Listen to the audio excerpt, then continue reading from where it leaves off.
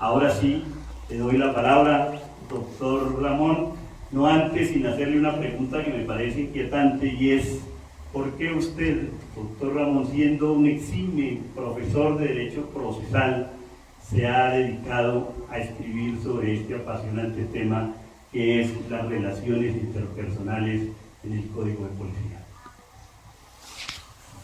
Doctor Alberto, muchas gracias por sus palabras. Yo, antes de dar una aproximación a ese interrogante que usted formula, que naturalmente yo también lo hice en su momento, quiero aprovechar esta oportunidad para extender el saludo fraternal y sincero a todos quienes nos están acompañando en este evento, especialmente en un ambiente de tanta incertidumbre como lo es el del aislamiento preventivo. Quiero saludar a todos y cada uno de quienes se encuentran a través de los medios virtuales, haciendo conexión por estos medios. Quiero saludar a mi familia y en especial a mi hija que desde Australia está haciendo también este seguimiento, y naturalmente quienes sacaron un valioso tiempo para venir a compartir en este auditorio para escuchar algunas de estas reflexiones. Esto realmente es un reto, no solamente de la editorial, apostarle a este tipo de actividades, sino también a quienes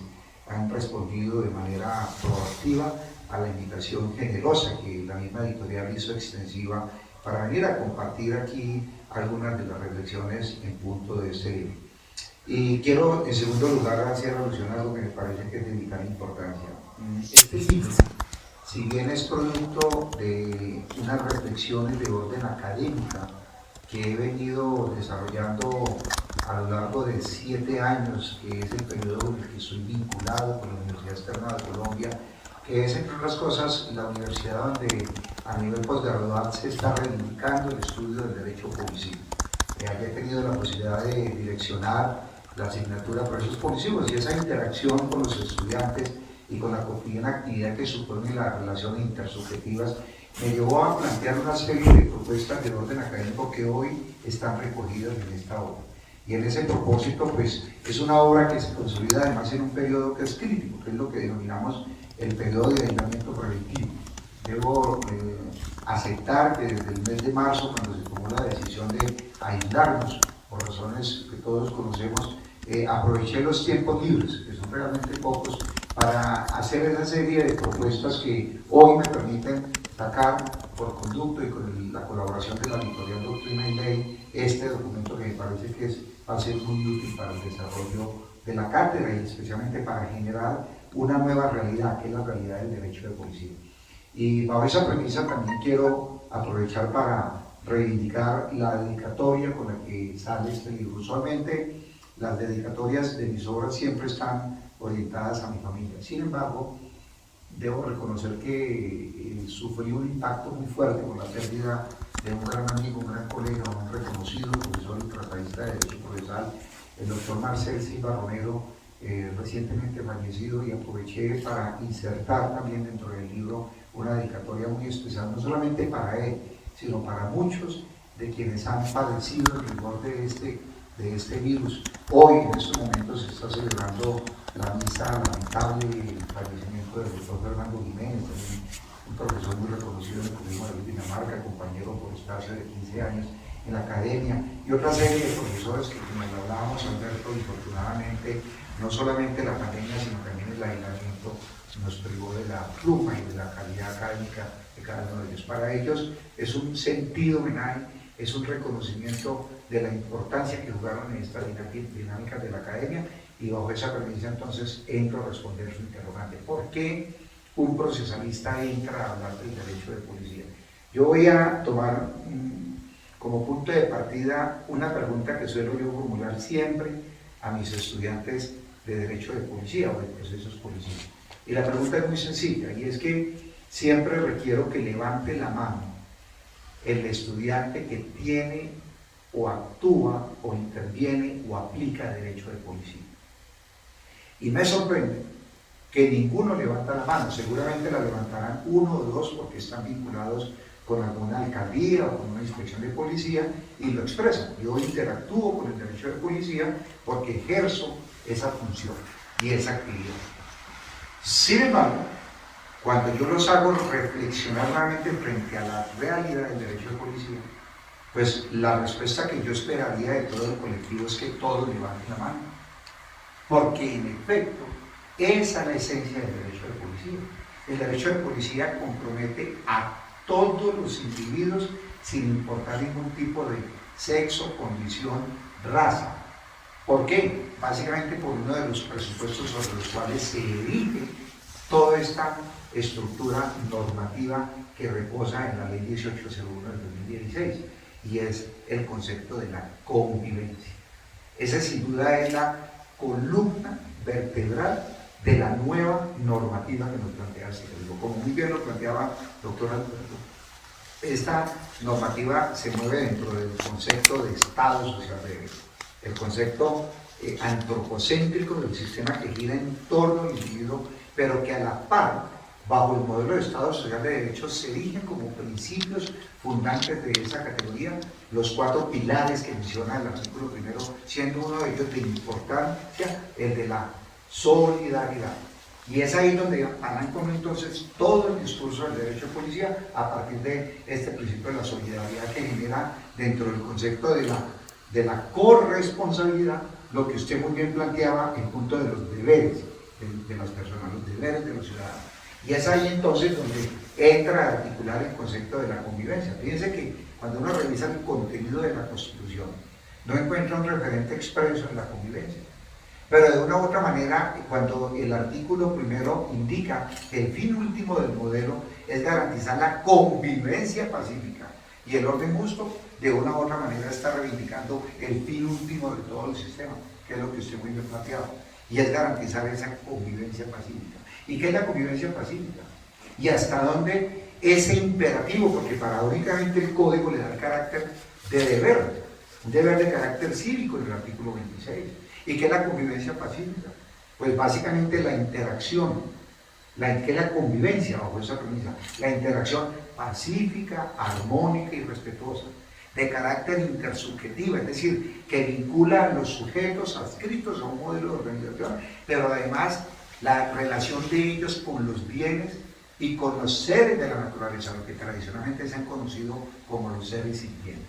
Y bajo esa nueva visión constitucional, entonces era menester hacer una reforma estructural de lo que era el Código Nacional de Policía, con un ingrediente muy interesante. Fíjense que cuando uno analiza el contenido de la Ley 1801/2016, estaba rotulado bajo esa nomenclatura: Código Nacional de Policía y de Convivencia Ciudadana.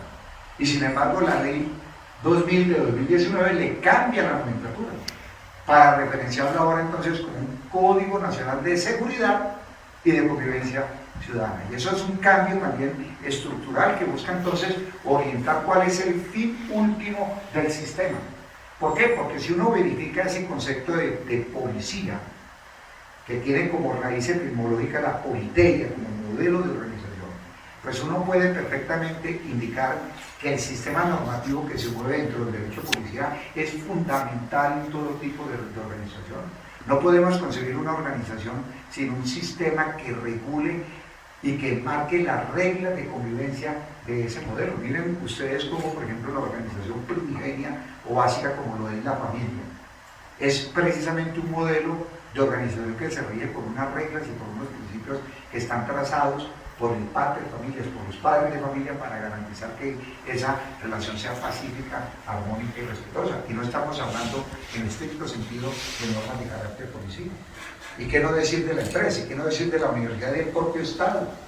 Por lo tanto, este sistema normativo ha de ser entendido entonces como un sistema que busca fundar y estructurar un modelo de organización donde cada uno de los integrantes cumplan con los deberes que les son atribuidos. Porque, como bien lo decía al comienzo, ese concepto o ese principio de solidaridad lleva implícito lo que la Corte ha denominado como principio de corresponsabilidad, y es que cada uno cumpla con lo que le corresponde. Y eso es lo que hace funcionar las organizaciones. Y es ahí entonces donde aparece el interés en disertar académicamente en punto de este aspecto. ¿Por qué? Porque resulta que nosotros a partir de marzo del 2020 comenzamos a vivir una nueva realidad. ¿Y cuál fue esa realidad? Pues básicamente un aislamiento preventivo en donde todos tuvimos que abrigarnos en nuestros hogares y en donde el sistema comenzó a regular nuestras relaciones. Entonces el concepto de libertad se redimensiona y entonces bajo esa premisa el derecho de policía adquiere su verdadero papel como un instrumento regulador de las libertades de las personas. Fíjense que el mismo artículo segundo constitucional establece que el fin último del sistema y la responsabilidad que le asiste a la autoridad es la protección de las personas en su vida, honra, creencias, bienes y demás libertades.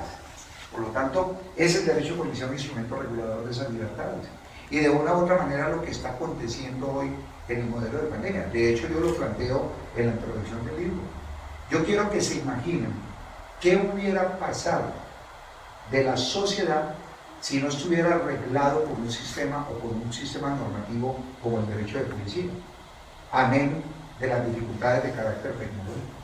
Seguramente esto habría generado en cierta medida caos. Y con todas las dificultades que suponen los actos de desobediencia social que frecuentemente escuchan por noticieros, de una u otra manera ha sido el derecho de policía el que ha garantizado que de una u otra manera la gente cumpla con ese deber y esa corresponsabilidad que tiene en sociedad. Medidas como por ejemplo el toque de queda, medidas como por ejemplo la ley seca, el pico y cédula, el pico y placa, son medidas que en efecto se enmarcan dentro del ejercicio de la función de policía que se le atribuyen a las autoridades de policía y que apalancadas con la actividad de policía que le corresponde al personal uniformado son las que garantizan que los sujetos insertos en este modelo de organización cumplan con ellos. Entonces fíjense que era menester abordar el estudio de esta normativa porque de una u otra manera tenemos que entender algo que es muy importante. Primero, el derecho de policía pareciera ser un sistema que pasa en segundo plano. Yo lo tengo que decir con todo respeto, pero lo digo porque es mi deber hacerlo. Yo recuerdo que cuando estudiamos en la década de los 80, los abogados de la generación de los 70 y de los 80, doctor Alberto, teníamos una asignatura que era obligatoria, que se llamaba Derecho de Policía. Y resulta que ese derecho de policía estaba un poco articulado con lo que las escuelas a nosotros nos enseñaron como educación cívica y urbanismo. Y si uno revisa realmente esas clases de educación cívica y de urbanismo y de derecho policial, era una manera de enseñarnos a regular nuestros comportamientos en sociedad. Y entonces, pareciera ser que el modelo educativo consideró que eso no era importante, entonces había que quitar esas asignaturas. Entonces ya la educación cívica pasó al segundo plano. El derecho de policía en algunas universidades pasó a ser electiva cuando la hay. Entonces la gente relaciona el concepto de derecho de policía con el personal uniformado. Entonces no lo ven, porque no lo encuentran atractivo. ¿Cuántos de nosotros, estimados colegas, quienes están aquí presentes y quienes están virtualmente acompañándonos, no comenzamos nuestro servicio profesional litigando en derecho de policía? Los famosos procesos de policía, los famosos amparos policíacos, el amparo al domicilio, el amparo a la propiedad, a la servidumbre, etc. Y ese nicho lo encontrábamos en lo que usted bien planteaba, el decreto 355 del 70. Y si uno analiza la producción literaria, pues también era muy escasa realmente. El texto del maestro Leonel Oliva, el profesor de la Universidad Nacional emérito, pues era el texto guía y era el que, digamos, trazaba el derrotero de los que nos apasionaba esa disciplina. Y hoy por hoy pues se encuentra también muy poca producción intelectual, obras de pronto como nuestro querido amigo Eleodoro Fierro Méndez, que ha escrito algunos documentos sobre el derecho procesal policivo, o la de mi gran amigo Gustavo Gómez Porras, que tiene un libro de derecho de policía, o también de Gustavo Coronado, que ha interactuado con esta editorial en un libro también muy importante del derecho de policía. Pero cuando uno va a mirar la otra productividad, realmente, y con el respeto a los demás autores, no está haciendo de más de 10 autores. Y sin embargo, la producción a nivel jurisprudencial de la Corte ha sido valiosísima, tomando como marco de acción ese importante pronunciamiento del año 82 del maestro Manuel Gaona Cruz, que fue el que sentó las bases de una u otra manera de lo que es hoy por hoy la ciencia, el derecho de policía, y que permite generar toda una suerte de línea jurisprudencial que a bien de nuestro sistema ha trazado la Corte Constitucional.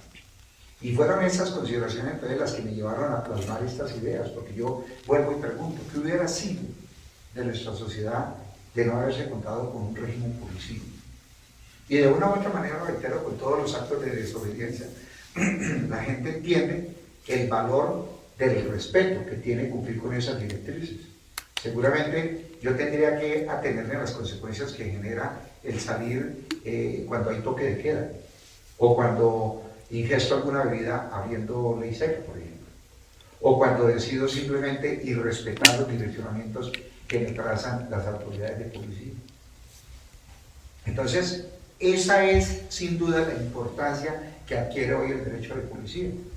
Y yo reitero, parte de la dificultad que tiene nuestro modelo de organización es que pareciera ser que se confunde la autonomía, el derecho fundamental a la autonomía que tiene el individuo, al libre desarrollo de la personalidad, con la afectación de los derechos de los demás. Y aquí juega un papel preponderante el concepto de libertad. ¿Hasta dónde llega su libertad? ¿Y qué es su libertad? Pues bien, su libertad llega hasta donde empieza la libertad de los demás, y eso es lo que garantiza el éxito de todo modelo de organización. Lo que en efecto define el código en el artículo 6 como la convivencia, como esa interacción pacífica, respetuosa y armónica que se espera de los individuos. ¿Por qué? Bueno, por una cortísima razón, es que el hombre por naturaleza es sociable. Nosotros por naturaleza convivimos en sociedad, y esa interacción, esas relaciones intersubjetivas llevan implícito el conflicto. De hecho, se ha dicho que el conflicto es consustancial a la convivencia. No podemos concebir un modelo de organización donde no haya conflicto. Por tanto, si el conflicto es consustancial a la organización, pues lo natural y obvio es que el conflicto tenga que ser intervenido. Y ahí es donde adquiere preponderancia el derecho de policía, porque como lo planteo yo en el documento, ese derecho de policía como instrumento regulador de relaciones constituye un instrumento de intervención del primer nivel del conflicto. Imagínense ustedes en la práctica qué es lo que pasa cuando hay una disputa entre las personas. ¿A quién se llama?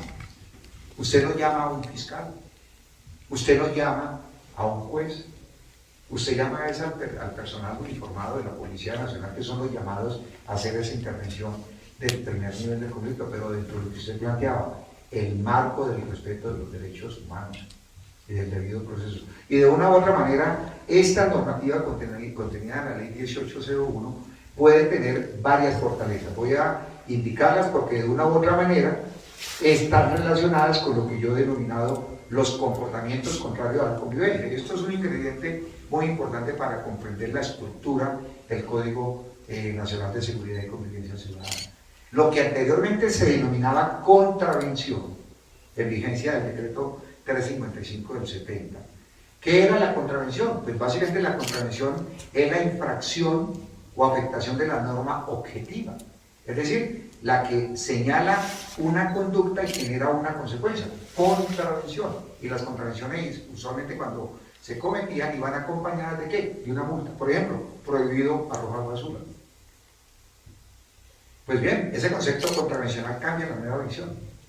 ¿Por qué? Como es una concepción antropocéntrica donde el fin último ya no es la protección del sistema jurídico, que es la concepción legocéntrica de la Constitución del 86, ahora se busca es proteger al individuo. Y una manera de proteger al individuo es regular los comportamientos de este.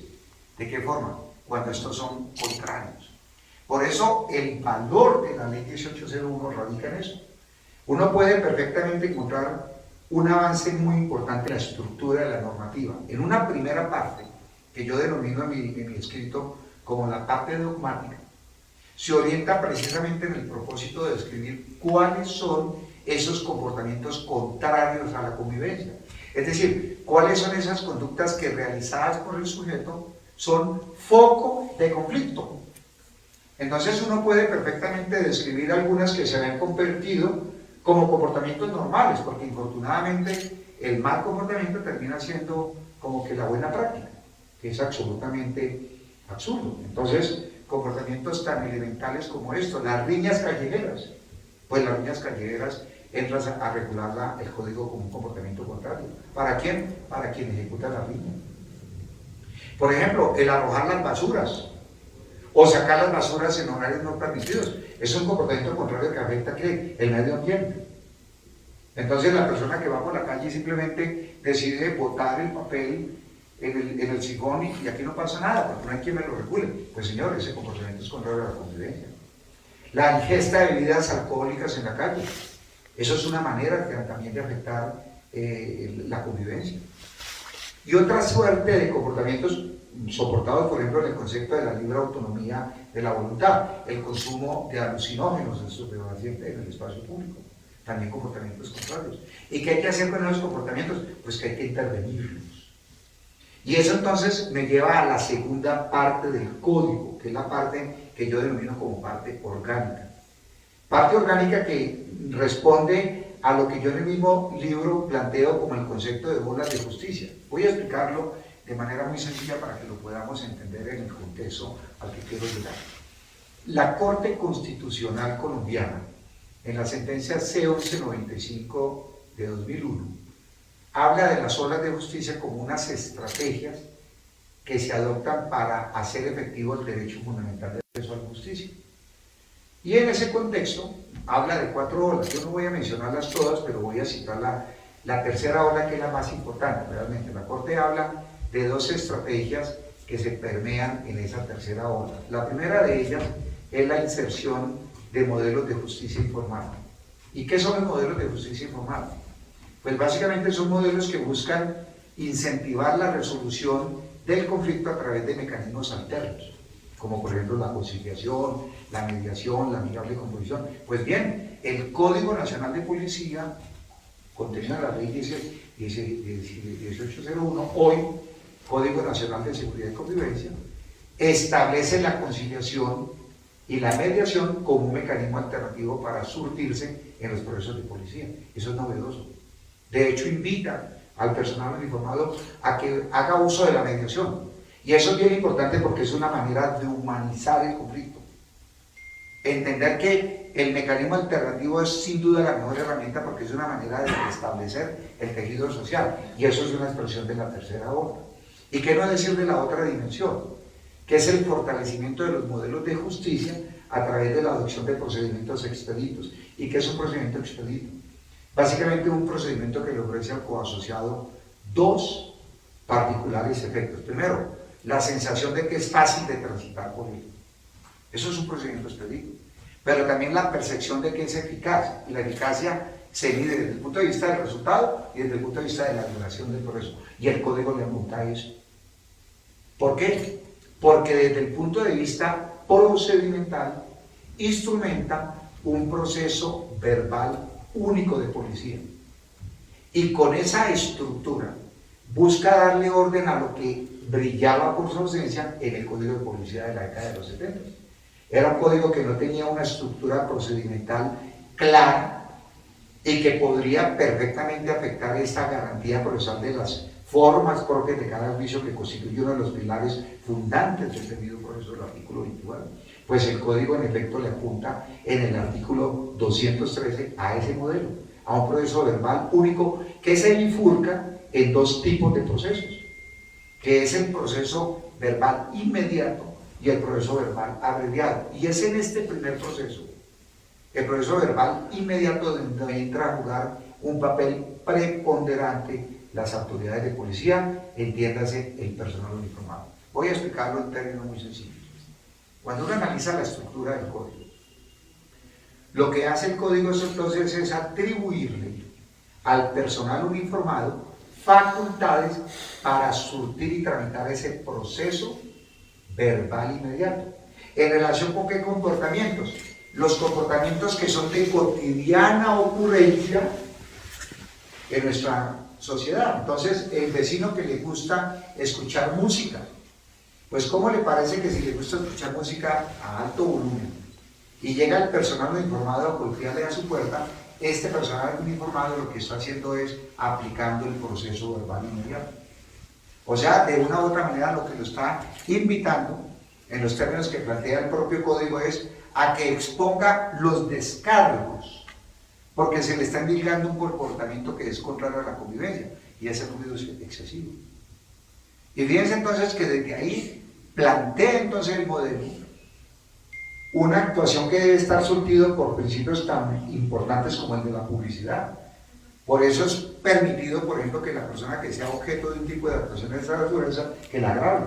Tiene el derecho de grabarla, porque de una u otra manera grabar las actuaciones de policía es una manera también de ponerle una especie de talanquera o un atemperador a un eventual comportamiento del poder. Entonces yo puedo perfectamente sacar mi dispositivo telefónico para grabar el operativo y ellos tienen que respetarme ese derecho.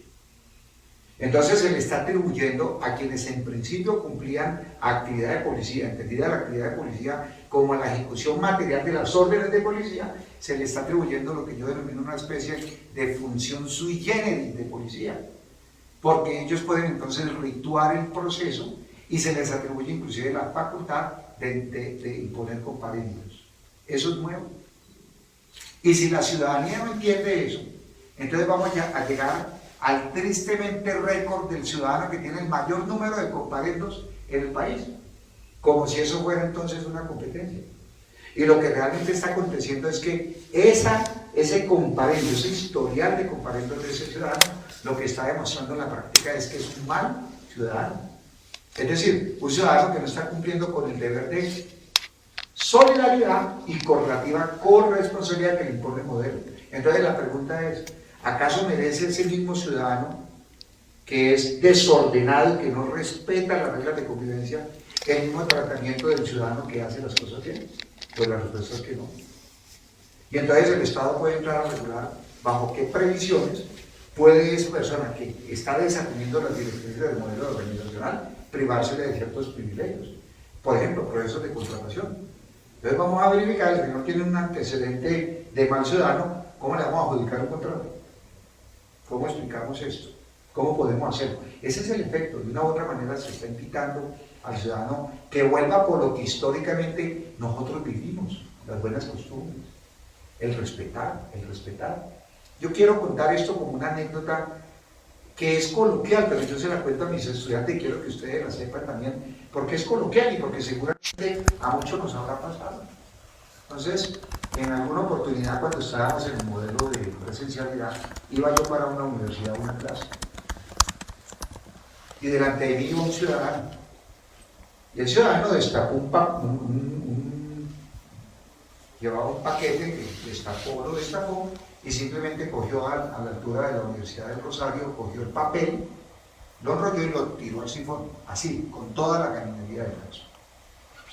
Entonces, pues yo como profesor de Derecho de Policía y como buen ciudadano, pues no me podía quedar callado. Y lo culminé diciéndole que por favor no hiciera eso, que debería recoger el papel y echarlo en el recipiente que estaba a 3 metros. Y respondió como todo altanero que constituye que es una buena práctica. La respuesta fue sencilla: ¿a usted qué le importa? No se ha metido, y eso acompañado con una grosería de grueso calibre, accionar típico del que incumple las normas de convivencia. Entonces yo sí le retalié y le dije, claro que a mí me importa, porque es que ese papel tapa el sifón y ese sifón genera lo que pasa aquí en el centro cada vez que llueve, inundación. Seguramente esto nos pasa todos los días, entonces nosotros tenemos 2 alternativas: o nos quedamos callados para evitar el problema, o le enseñamos a la gente que cumple. Y miren que eso pasa todos los días, cuando la persona que llega a obtener algún servicio bancario o alguna, entonces no hace la fila. Y entonces quiere con la violencia imponer su voluntad. ¿Y qué pasa si todos le decimos, señor, haga la fila, respete la fila? Es una manera de invitarlo a que vuelva a nuestras buenas costumbres, que es el respeto, el valor más importante de todo modelo de organización. Si yo respeto, seguramente todos ganamos. Si yo respeto, todos perdemos. Es el riesgo que se corre. Y por eso entonces viene la otra dimensión de orden procedimental, que es la parte también muy valiosa de este código, y es la instrumentación de un proceso verbal abreviado. Este proceso verbal abreviado, que yo lo denomino como un proceso residual. ¿Por qué lo denomino residual? Básicamente porque está destinado a actuaciones que son de competencia de los inspectores de policía, cuando reciben la atribución del alcalde o del alcalde, según el caso, y que se surten específicamente para ciertos comportamientos que tienden a afectar básicamente derechos de carácter individual y derechos de carácter policivo, o sea, integral. derechos colectivos. Y aquí entonces es donde se bifurcan las dos categorías de procesos que desde el punto de vista del interés jurídicamente tutelado entra a regular el Código de Policía. Me refiero entonces a los procesos civiles de policía y a los procesos administrativos de policía, que era en efecto, doctor Alberto, donde nosotros en nuestros primeros pinos como litigantes éramos donde interactuamos, donde trabajábamos como abogados litigantes en procesos civiles de policía, por los famosos amparos de policía. Esos amparos que buscan entonces la protección de la propiedad, de la servidumbre, de la posesión, de la tenencia, o la protección del derecho al domicilio. Fíjense que el código le da la verdadera dimensión al domicilio, ampliando el espectro de atributos de personalidad que tiene a darle el carácter de un verdadero derecho, porque está intrínsecamente ligado al derecho a la intimidad. Y desde la otra perspectiva entra a regular también los procedimientos administrativos de policía, enmarcado dentro de los comportamientos que son contrarios a ¿qué? Primero, al uso del espacio público, tema absolutamente neurálgico en este país, especialmente con un tema que lleva correlativamente un nivel de complejidad, que es el tema de la economía informal, los vendedores ambulantes. Y entonces, ¿cómo esos procedimientos administrativos de policía de recuperación del espacio público deben venir acompañados, como lo ha reiterado la Corte en infinidad de pronunciamientos, de unas políticas públicas y planes de acción orientados a la reubicación de ese vendedor? Porque seguramente detrás de ese vendedor ambulante hay 3 familias que dependen del ingreso de esa persona. Y eso hay que dimensionarlo. Es importante redimensionarlo porque de una u otra manera esa persona se va a ver afectada con el procedimiento de policía, ante el decomiso de los elementos, pero ante todo ante la prohibición de hacer uso de ese espacio público. ¿Por qué? Porque básicamente uno podría advertir que hay en juego 2 derechos. El derecho de locomoción que tiene cualquier ciudadano que puede transitar por ahí, pero correlativamente también el derecho al trabajo que tiene esta persona. Y por eso es importante volver a esos pronunciamientos de la Corte, porque es una manera de humanizar la justicia. Y retomo aquí las palabras de mi gran amigo maestro Marcial Silva: la humanización del proceso, que es el fin último del sistema, es entender que el sistema y la instrumentación o mecanismos procesales tienen que humanizarse, porque son individuos, son seres los que están insertos en ese conflicto. ¿Y qué no decir entonces con lo relacionado entonces con el control de la actividad económica? Bien importante también. ¿Por qué? Porque la actividad económica está relacionada con eso, con el derecho que tiene la persona de ejecutar y ejercer actividades que sean lícitas dentro del modelo de libertad de empresa que regula la Corte, la Constitución Política, artículo 363, como una forma de entrar al circuito económico, pero correlativamente también como una manera de ser fuente generadora de empleo. Fíjense que la empresa tiene tiene 3 dimensiones, diría yo: como fuente de ingresos, como fuente generadora de empleo, pero también como una garantía para entrar al circuito económico, que es la que caracteriza estos modelos de organización. Pero entonces, ese concepto de libertad de empresa también tiene que ser regulado a partir del ejercicio de esa actividad económica, a través de un control, que si bien la Constitución del 91 garantiza la libertad de empresa, que no se puede sujetar el ejercicio de esa libertad a ningún tipo de licencia o permiso de funcionamiento, eso no significa que el Estado pueda entrar a controlar a través de las autoridades de policía algunos requisitos que se imponen como necesarios para el ejercicio de esa actividad económica lícita.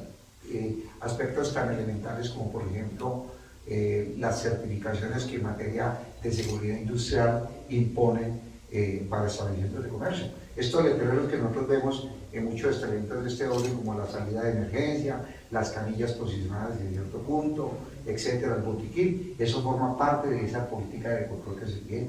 ¿Por qué? Porque es que hay afluencia de público y se corre el riesgo. Entonces hay que controlarlo, y eso se controla a través de este procedimiento. O aspectos relacionados con la difusión de obras musicales, porque eso tiene que ver con los derechos de autor, y es una manera también de controlarlo. La presencia de niños o niñas en establecimientos de comercio, la distribución de bebidas, etc. Y otra suerte de actividades que de una u otra manera pueden afectar los intereses de la colectividad. El ruido excesivo, por ejemplo. Y por último, y bajo ese marco, entonces estaría un tercer proceso marcado en los procedimientos administrativos, que es lo que tradicionalmente se conocían como las infracciones urbanísticas, que entra a regular también el código de manera acertada y que tiene que ver entonces con el derecho que tiene una persona de ejercer actividad constructiva sobre su derecho a la propiedad, pero relativamente el deber que tiene de cumplir con unos requisitos, como por ejemplo el que le otorga la licencia urbanística, que como un acto administrativo es el que legitima al propietario para ejercer obra, para efectuar obras sobre ello. Pero eso tiene un control.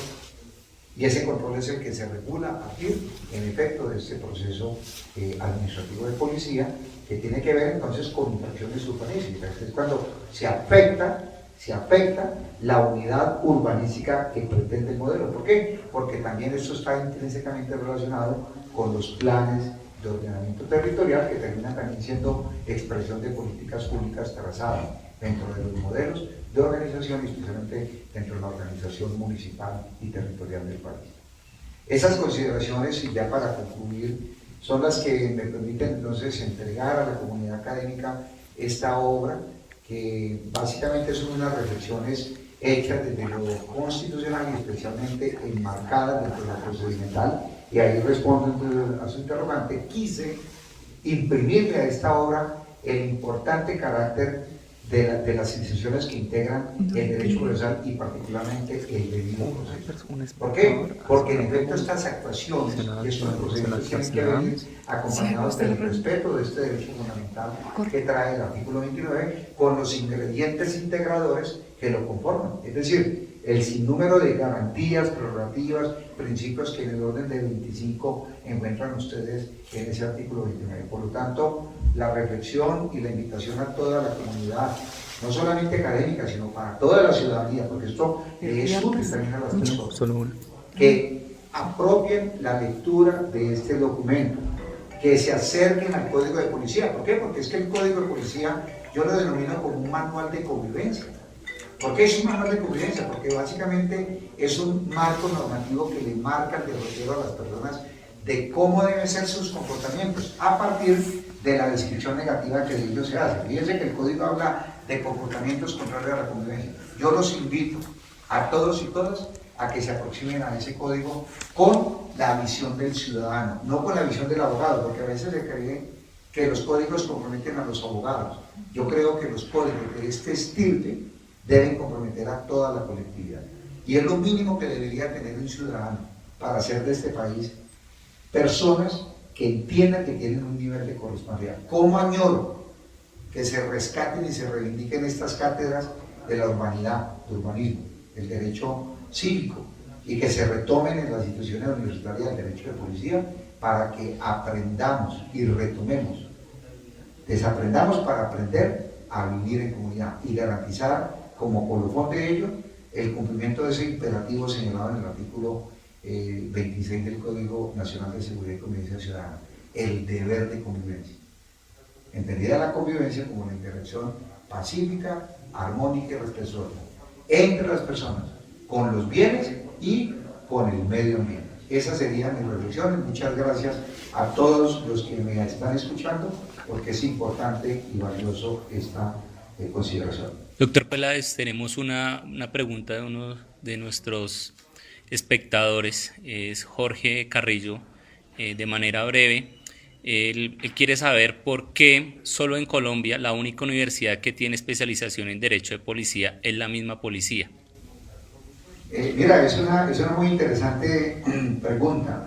De hecho, yo regenté esta asignatura de procesos de policía en la Escuela de Posgrado de la Policía. Y la tienen en efecto como la única institución que ofrece la especialización en Derecho de Policía. Y básicamente pareciera ser, fíjense que de una u otra manera me lleva a lo que yo planteaba dentro de mi discurso. Pareciera ser que el derecho de policía vincula exclusivamente a las autoridades de policía, es decir, al personal uniformado.